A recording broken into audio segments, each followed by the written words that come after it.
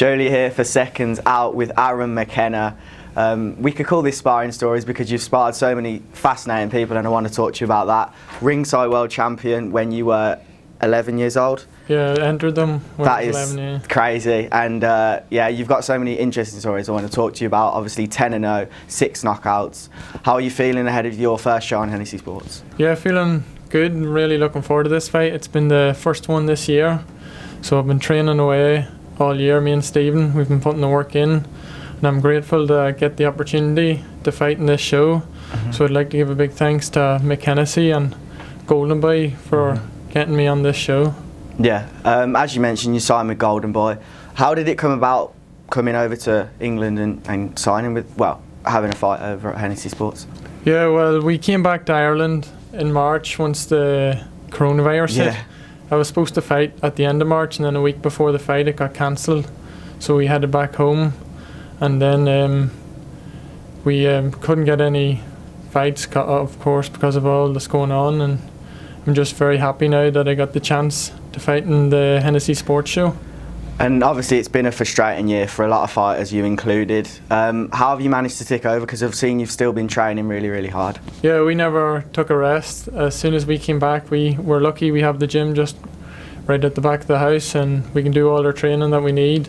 We have the treadmills, the strength and conditioning stuff, and the full-size ring, so me and Stephen didn't miss out on any training at all. It was just like a normal training camp for us. I was going to say, I've heard you literally have a state-of-the-art gym, and literally, so it's perfect for you guys. Yeah, I want to move on to some of the stories of your career previously. You fought Devin Haney in the amateurs. Yeah, I fought him in the Ringside World Championships in 2011.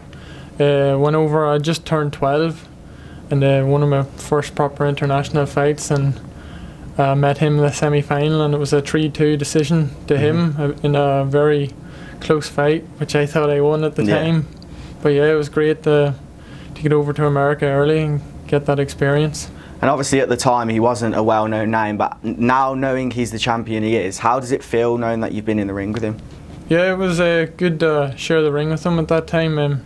Not many people knew or know that I fought him, and it's just he's world champion now, and hopefully I can become world champion, and it'll just show in a few years that 2 future world champions, hopefully. Does it give you confidence, sparring with the likes of him? I know you've also sparred with Katie Taylor as well, many other people. Does it give you confidence sparring with these calibre of opponents that you can get to that level one day? Yeah, I fought or sparred a lot of world champions.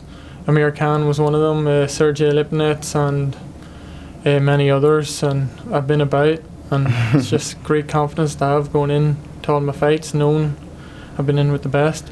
Many people won't know how you actually signed to Golden Boy, because obviously you've been boxing from such a young age. How did this come about, going to America? Yeah, I first went over to America when I just turned 16.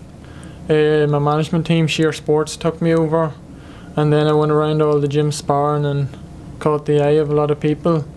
And then Golden Boy wanted to sign me, so I waited until I was 18 to turn pro, and here we are. Was it surprising for you? Not really. I knew all along I wanted to become a professional boxer, and I knew America was the spot to get going. So went over there, Golden Boy, very happy to sign with them when I was 18, and have Oscar De La Hoya bring me through the ranks. So I have great experience now at such a young age. And what do you look to do over the next couple of years then with Golden Boy and maybe even Hennessy Sports? Yeah, well, hopefully I can get as many fights as possible while I'm over here.